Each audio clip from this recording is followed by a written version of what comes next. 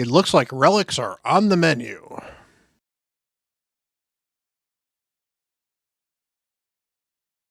Hello, everyone. Bront, CatHerder here. We're having some fun talking Raid Shadow Legends, and we are here to talk about relics. They are one of the newest additions to Raid, and they have certainly taken me a little while to get around and get my head around because they bring a lot of interesting takes into what you can do with your champions. Now, from a perspective of should you put relics on your champions? Yes, you absolutely should put relics on your champions. You should put as many relics as you can on all the champions that you use, in some cases, even if they are not particularly good relics. But eventually, and to be fair, some of us endgame killers are at least getting to a point where we can think about it, we're going to need to start thinking about what relics are going to be good for us to keep long term, and what relics are disposable enough for us to say, hey, I don't really like that, and I think I'm going to trash it and feed it to another relic. So let's talk a little bit about how you improve relics, and then let's talk about, honestly, I'm going to only focus on the rare and the epic ones because I think that those are probably the ones that you would think about feeding in the first place, or at least kind of want to know where you're at. So we're going to focus on some of the lower end relics, talk about how good they are they any good at all, who are they maybe redeeming on, and what situations you might use them in. First of all, for those of you who have not actually had a chance to venture into the relics yet, relics work very much like champions. In fact, they work almost exactly like champions. Relics have a star rating 1, 2, 3, 4, and 5, and you can basically improve them based off of what type of stars they are.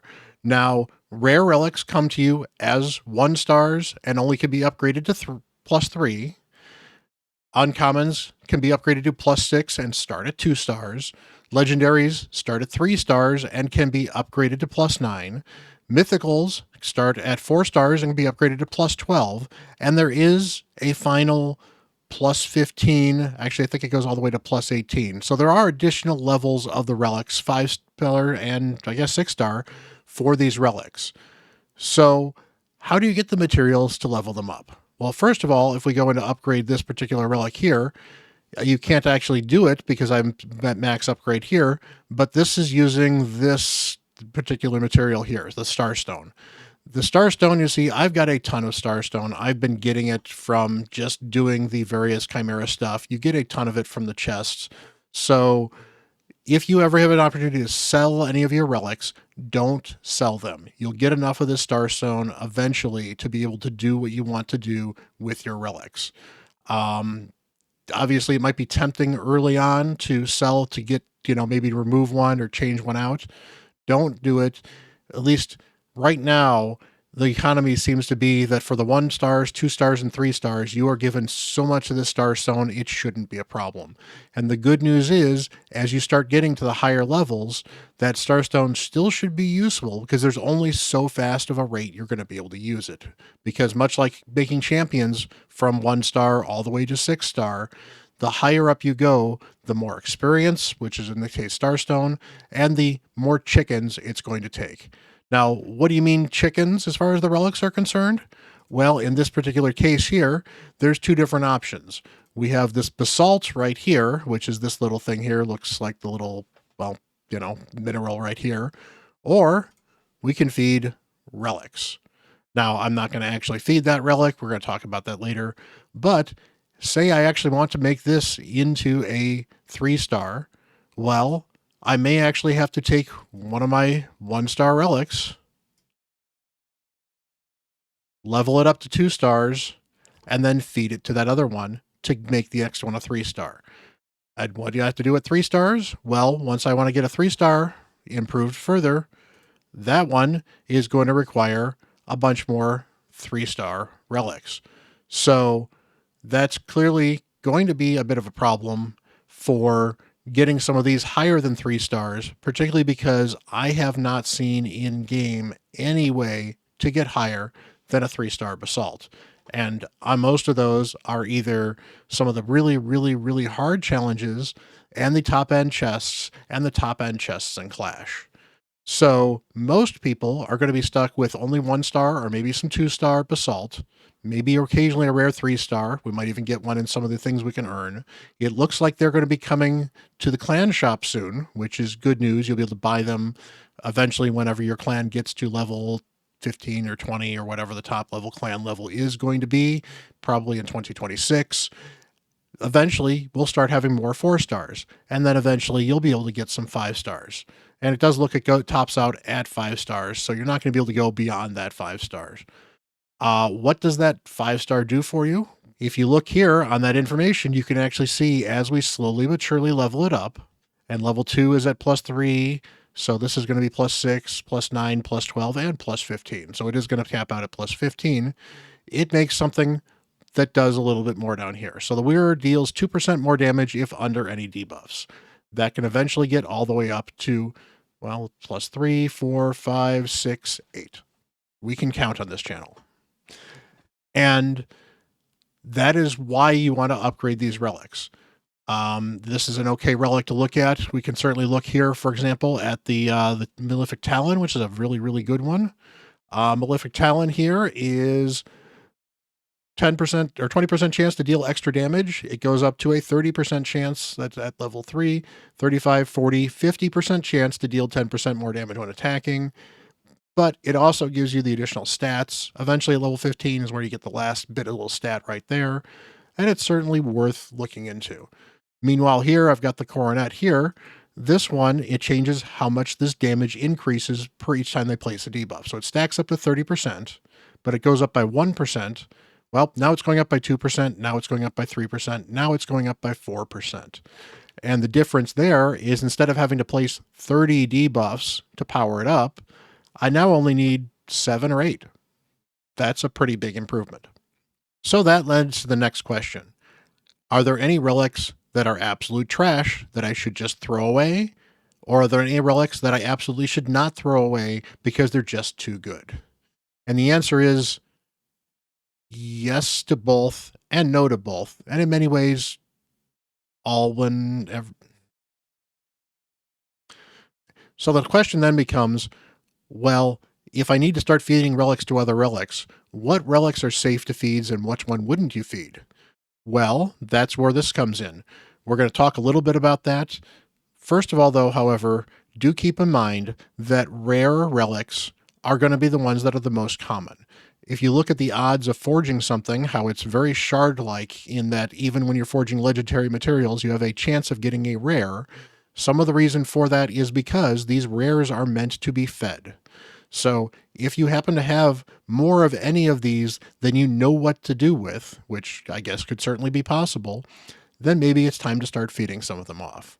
But specifically, let's take a look at the relics and take a look and see if there's any major use for them, if there's just kind of a minor niche use for them, or if generally they tend to be trash and they're probably worth feeding as much as keeping around. So first of all, we have the Rod of Blasphemy here. Rod of Blasphemy gives you some HP, gives you attack, and gives you some accuracy. And that's certainly worth noting that even the bad ones could possibly give you some good stats. And even if the buff doesn't actually help the champion you're going to be putting it on, sometimes the stats are worth just putting it on someone anyway. There are several champions that could probably use an extra 6k HP and 2k attack.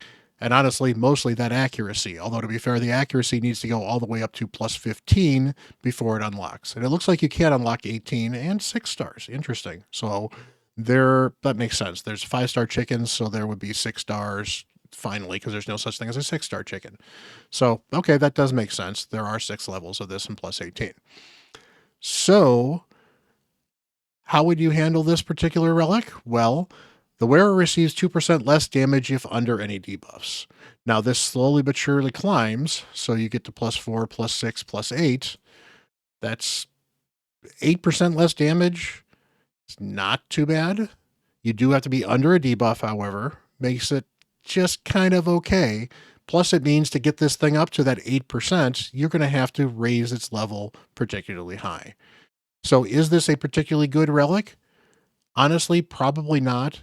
Just because the situations where you want to be taking damage in the first place while having a debuff are so extremely low that most scenarios where you're taking damage while you're at a debuff, they're probably going to be better relics, either for the stats involved or for just doing something more interesting for your champion. And we'll certainly point out some of those later on. So the Rod of Blasphemy is generally one of the ones I think is fairly safe to use as food for your other champions. However, it's still got some use, so I would certainly recommend throwing it on several champions first. And if you don't think you have a champion that you know what you want to do with, well, take a piece of content that you're kind of struggling with, like Hydra. Take a look at your Hydra team. Take a look at Amius. Take a look at Cursed City. And maybe you might find a champion there where, hey, I know this champion's going to get debuffed. I know I need them to survive. Any damage reduction I can give them is good damage reduction. And the Rod of Blasphemy could be your answer. So if you ask my Twitch chat, the Journal of Necros, or Necrotos, I guess, is the one that I can pull the best. I actually did some forging on my Twitch channel, and I forged, I believe, 5 of them in a row, and 8 of them out of the 15 I forged on somebody's account using the rare materials, which is pretty ridiculous. But this is one of the better ones for the rares, honestly, possibly one of the better ones overall, because it's so utilitarianly useful. Wearer's heals and turn meter increase effects applied to allies are boosted by 15%. So, and this goes higher. So 18%, 21%, 24%, 27%, 30%. It can double. That's pretty huge, particularly on champions that give you a lot of extra turn meter and healing. Now, you might ask, Bront, what kind of champions are you going to do with that? Well, Arbiter. Arbiter is a huge turn meter boost, 30%, and an additional 15% on top of that is huge. She also has a heal. That's huge. Other champions that could certainly be good. Siphi does a lot of extra healing, not quite as much turn meter boost, but still more turn meter boost is better. Arbias does a bunch of turn meter boosts and some healing. You've got Ostrid, does a bunch of turn meter boost and some healing. You've got Rector Drath. Well, she doesn't do any turn meter boost, but she does an awful lot of healing. You see, this is the power of this particular ability. You want somebody to heal better? Well, this is a great relic. You want somebody to, help you with turn meter a little bit better? This is, again, a great relic. You need somebody to be a little more tanky. Well, HP, defense, resistance, this is a great relic. Now, does that mean I would never feed any Journal of Nertos? Probably not, because it is a rare, so at some point in time you will end up with a bajillion of these things. But until I have so many of them, I don't know what to do with them, I'm going to feed other relics before I feed the journal. The Mask of Rage. This is probably, if not the weakest, one of the weakest relics in the game. Wearer receives 5% less damage from enemies under provoke debuff. Well, who is this good on? Well, it's good on any champion that you are provoking in situations where you expect the person that's provoking you to attack. And sadly, there are not a lot of these in PvE, because the highest useful place for provoke, outside of controlling waves in Doom Tower, is Hydra. And the Hydra boss doesn't actually have to attack you if you've provoked the one head. And that's not the head you're worried about doing damage anyway. So, is this a good relic? No. Is this useful on some champions? Yes. This could be very useful on a Krisk. This could be very useful on certain builds where you put provoke gear on them. This could be useful for anybody that is doing provoke that you are using for wave clear as well. This could be fun on a war chief. This could be fun on an Angar. Not necessarily great champions in the first place, which is part of why I don't think this is the greatest relic. But a lot of those champions are HP-based champions. Anybody who's placing provoke is going to need the accuracy. And defense doesn't hurt for reducing damage as well. But that said, I think this is one of the easiest to feed of the rares. The Unholy Grail. Wearer deals 2% more damage if they are under debuffs, claws its way up to 8%, has you some extra attack, some extra HP, some extra crit damage. Is this good? Honestly, not particularly, because you're definitely going to be debuffing some champions in PvE, so it makes some sense. And I guess to be fair, this can add some additional damage in Hydra, where you're throwing debuffs out pretty regularly. But the problem is you need to be under debuffs for this to actually do anything interesting.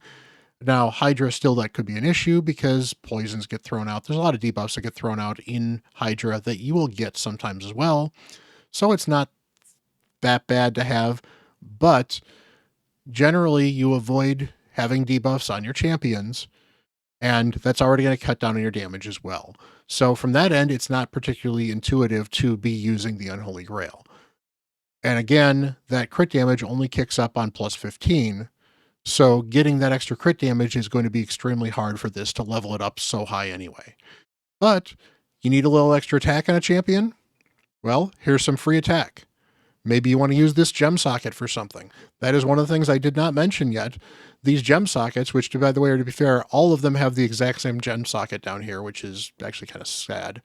But if the gem socket, if there's an interesting gem that you want to get on somebody and you want the gem effect and not the actual relic, well, any of these will work. So maybe if you need the extra attack, the Unholy Grail is an option. Is it better than Mask of Rage? Probably, because there are better things than the Mask of Rage that are relics that give similar stats. So, Unholy Grail, probably food, but at least it's usable. Now into the epics of the standard relics here, we have the Golden Elixir. Wearer is healed instantly by 10% when their HP drops below 50%. This is great for your reviver. It's basically an emergency heal when somebody drops a little too low. It can be useful for a reviver. It can also be useful on just a healer that doesn't have a revive to make sure they don't actually die. So I wouldn't feed this just because of that passive. Now, the fact that it gives extra attack and accuracy means you could certainly put this also on a nuker of some kind, and it just keeps them alive just a little bit longer. This is good for a nuker that you're going to put on a Hydra team that you don't have a reviver on, because it's going to mean that they're going to be just a little less likely to die. Is it a great relic? No. In fact, I think I would rather actually have the Journal of Necros than the Golden Elixir in most cases, but it's not bad. The Demonic Effigy. Wearer's turn meter increases by 10% whenever one of their allies dies. This is great on a reviver, because who do you want to have turn meter when an ally dies? A reviver. It also gives them HP, resistance, and speed. Good stats, relatively good for a reviver. Now, it's not the best on any reviver because there are certainly better relics, but it's very good on a reviver. And if there's another one that doesn't fit this situation, or this is the one you have, I would take this bonus over not having a relic, so it's worth still using anyway. The Gilded Dragonstone. Wearer's defense increases by 1% each time they receive damage, stacks up to 10%, and it increases the max defense you can have up to 20% when you level this up. And you get some bonus defense, and you get some resistance, and you get some HP. This is another good one, and this is why I don't really like the Mask of Rage or anything that requires you to get hit and then gives you some damage reduction. This one gives you additional defense, which eventually functions like damage reduction, but it also could give you additional damage if you're a damage-based champion, or could give you better shields if you're a shield-based defense damage dealer, or like a Wixwell, for example, not damage dealer, but somebody that actually has an ability powered by their defense will continue to go up. Not that this is by far the best relic for a Harima, for example, but Harima already has an increasing defense in her kit, and she's a defense-based damage dealer. So if you think that she's going to be taking some damage, well, getting her defense to grow even bigger because you've got this relic on her is another way to just stack additional damage on her and additional defense, and it'll work out pretty well. So I don't think this is the best one. In fact, this is probably one of the weaker of the three epic ones, but I think it's a very, very solid relic, and it means I probably would not feed any of the epics, at least in the regular relics. Let's go take a look at the Chimera ones, though. Molten Deathbell is one of my favorite relics. I love this thing. It's got a very niche set of uses, but it's absolutely amazing for those niche set of uses. So you get extra turn meter when you apply stun, sleep, fear, true fear, freeze, etc., etc. Now it only occurs once per turn, but that's still 10% extra turn meter. That's good. It can work on a Armand's is a good example of a champion this is actually really good on. Armand's does a stun after he does the turn meter decrease. Now, he certainly steals a bunch of that turn meter, so he may not need the 10% extra turn meter, but the next turn, he then might throw a sheep out, and he gets 10% more turn meter on that sheep as well. This is absolutely gross on an Armand's. It also makes sure that he's absolutely taking that next turn if for some reason that was in doubt because perhaps you didn't actually steal somebody's turn meter because they were in Stone Skin, for example. This works well on an Odin because Odin has the AoE to stun. This could be interesting on a Crichton, however. You could even use this on a Newt, for example, to give yourself a little bit of extra turn meter when he freezes the Fire Knight. Stick this on a champion that's attacking the Fire Knight with freeze in hard Fire Knight, and that freeze will get you an extra 10% turn meter. It's not a lot, but a turn meter of extra 10% could be enough to turn a Fire Knight run that is not quite fast enough into something that's actually great. Plus, it gives you this extra accuracy and then some extra defense. So, for any champion you're looking to land some of these debuffs on in the first place, it gives you the right stats for the job as well. So, very, very good rare. This is one of my favorites. It's not going to fit on every champion, but honestly, even just having 96 extra accuracy, I could see this going on champions that you weren't going to throw another relic on anyway because you need the accuracy. The Tempus Sanguineus.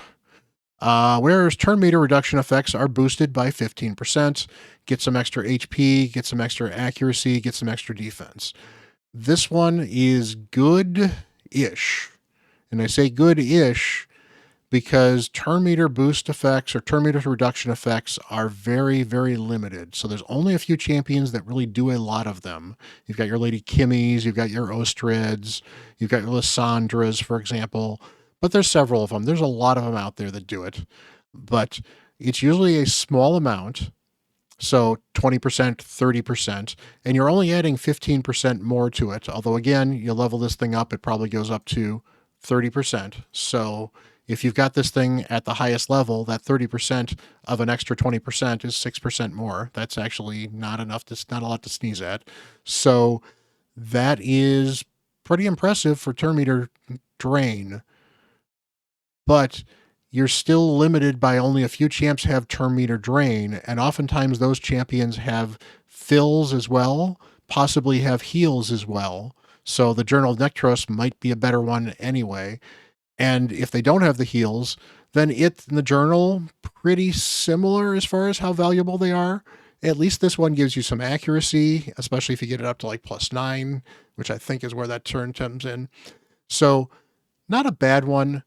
Not the worst one if you decide to feed it, but there's only a few champions that are really going to make this the best one that they can do. The rest of it are going to be using it for stats anyway. The Diadem of Undeath. Wearer's defense is increased by 1% for each ally under ally protection placed by them. Now that goes up a little bit, so you can eventually get that up to a +6 per ally under ally protection.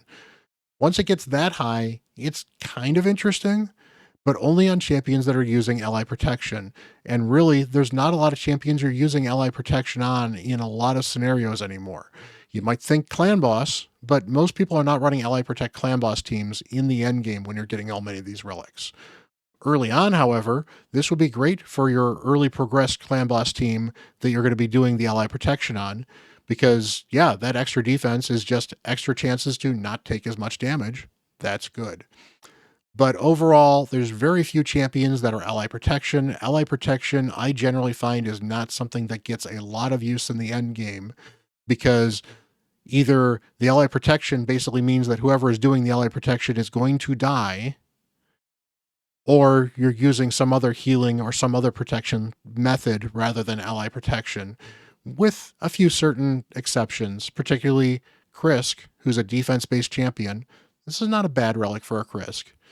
Neither is the one that does provoke, but you don't need to keep a ton of these things to have one or two of them available for the specific champions these help.